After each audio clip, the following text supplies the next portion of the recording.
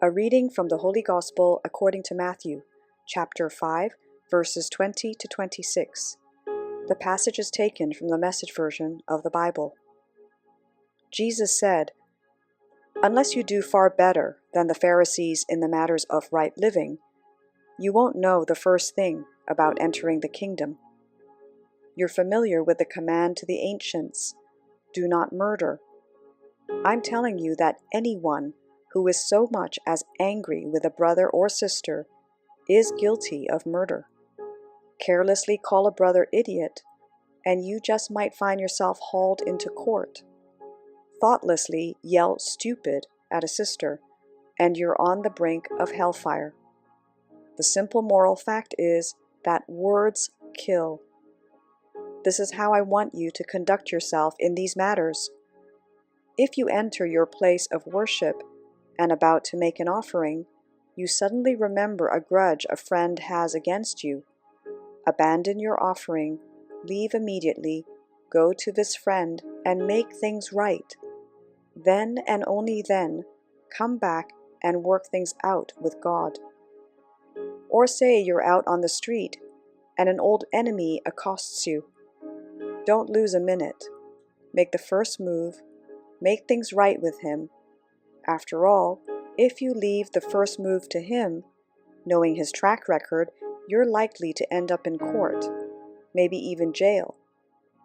If that happens, you won't get out without a stiff fine." The Gospel of the Lord. Good morning.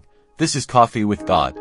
Let us now listen to a short reflection on the Holy Gospel according to St. Matthew chapter 5 verses 20 to 26.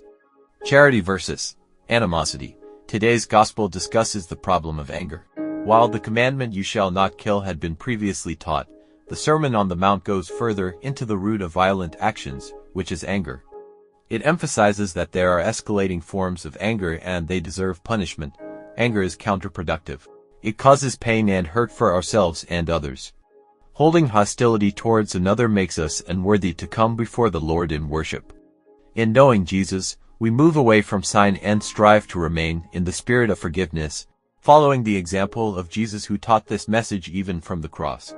The Gospel today provides a clear example of the difference between the requirements of the 10 Commandments and those of Christian discipleship. Unjust killing was considered a serious sin in the Hebrew tradition, just as it is in Christian beliefs today. However, Christian teaching goes even further by addressing one of the root causes of homicide, a hostile spirit. The dangers of anger include its potential to escalate and harm both the person harboring it and its target. Name-calling can be increasingly hurtful. As the letter of John states, if we don't love the people we see, how can we claim to love God whom we don't see? Therefore, harboring animosity makes our offerings to the Lord fruitless. Charity is the queen of all virtues, and its impacts are very practical and close to home. Certainly, homicide is excluded from the Christian vision, but one cannot escape the fact that if anger were dealt with more directly, crimes of murder would decrease.